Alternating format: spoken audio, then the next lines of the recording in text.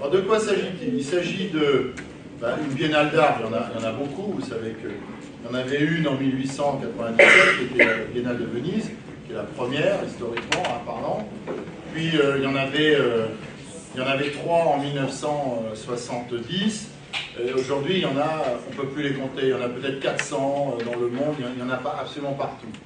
Bon, pourquoi? Parce que c'est un format artistique finalement assez pratique, 2 ans, pour présenter généralement de façon collective des tendances artistiques en fonction des lieux, en fonction de l'époque, des mainstream, des courants d'art essentiels, sans qu'on puisse vraiment prendre de recul, et ceci dans on pourrait dire une certaine activation nerveuse de l'économie culturelle. Le fait qu'on passe d'une biennale à l'autre, et puis on revient à telle biennale. Enfin, vous savez que ça finit par créer des événements, un peu compulsifs d'ailleurs, qui vont bientôt souffrir de leur succès. Le concept de biennale peu à peu est devenu un concept assez problématique à partir déjà des années 90, il y a 20 ans. Déjà on commence à poser la question de quelle est la finalité de ces événements, sinon à la fois d'alimenter ce qu'on appelle maintenant l'industrie culturelle. Si vous êtes artiste, certains d'entre vous déjà, ou si vous êtes appelé à le devenir, vous allez comprendre ce que ça signifie, que d'être instrumentalisé, c'est-à-dire sans cesse utilisé pour des opérations où finalement, bon, vous n'êtes qu'un pion, hein, et pas grand-chose de plus, vous n'êtes qu'un nom dans de très longues listes, où finalement les héros sont les organisateurs, le board commissariat. La culture aujourd'hui est un des grands éléments d'affirmation du pouvoir politique. Hein, c'est plus sans doute que la puissance militaire, vous voyez, qui dérange beaucoup de gens, plus que l'arrogance diplomatique, la culture, comme l'écologie par exemple, sont aujourd'hui de grands vecteurs de l'affirmation politique. Où est-ce qu'on est, nous, avec cette biennale nomade, art nomade?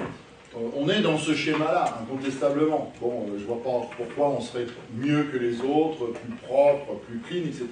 Simplement, le point de départ de cette opération est néanmoins guidé par une volonté de modifier un petit peu l'ordre des choses. Une lassitude de ces opérations toujours identiques, réitérées comme ça sur un mode que je disais compulsif tout à l'heure, avec de fausses surprises, avec de fausses révélations, et avec en général toujours une même structure, c'est-à-dire un noyau dur dominant, incarné par les mêmes artistes, bien souvent les artistes internationaux, les artistes reconnus, qui sont aujourd'hui des artistes d'entertainment, de divertissement. Il y a déjà cette volonté de se mettre un petit peu, non pas à la marge, mais dans une perspective différente, en faisant d'abord une petite opération, non pas une grande opération. C'est la règle des biennales, c'est l'expansionnisme tout le temps.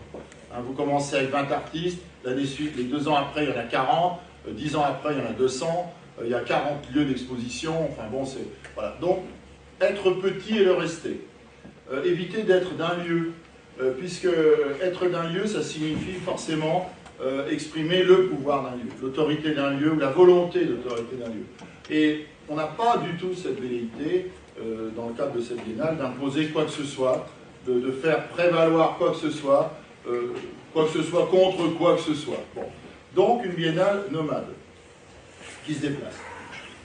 Il faut un objet pour se déplacer, il faut un camion. Un camion qui va devenir un camion exposition. Art nomade, c'est ça. Hein, c'est-à-dire, c'est une structure qui, d'abord dans le Limousin, la région Limousine, du fait que l'association est basée au nord de Limoges, donc, qui produit de l'art à partir d'un principe de déplacement, aller à la rencontre des populations, sur les places, dans les festivals, partout, faire des expositions, faire des opérations artistiques où on incite les gens à la créativité collective, et finalement produire ce que Clorin Coranotto appelle une entremétologie de l'art.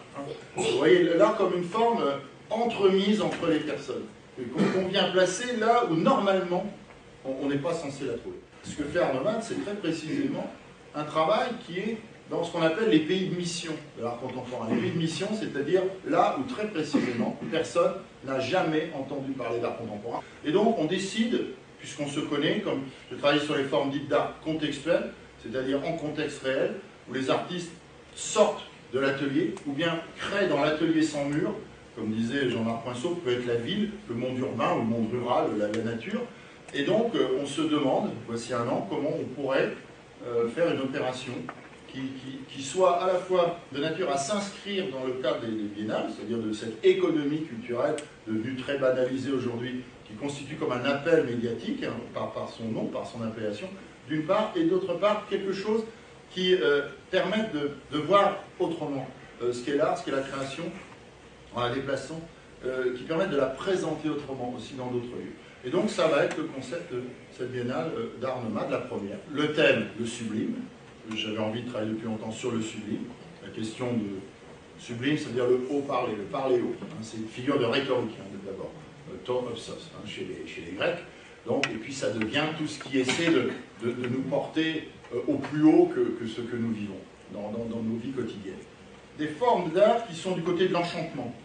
Ou même, on pourrait dire aujourd'hui, du réenchantement, après un quart de siècle d'art du désenchantement. Donc le sublime. Des artistes qui sont portés à travailler, ponctuellement ou plus généralement dans leur carrière sur ces questions, et des œuvres en rapport, mais avec une question d'échelle, très importante, bien sûr, puisque nous exposons dans un camion, et ou autour d'un camion. Nous ne pouvons pas transporter des œuvres monumentales, la monumentalité nous est interdite. Le fait, c'est que le sublime va très souvent bien avec le monumental.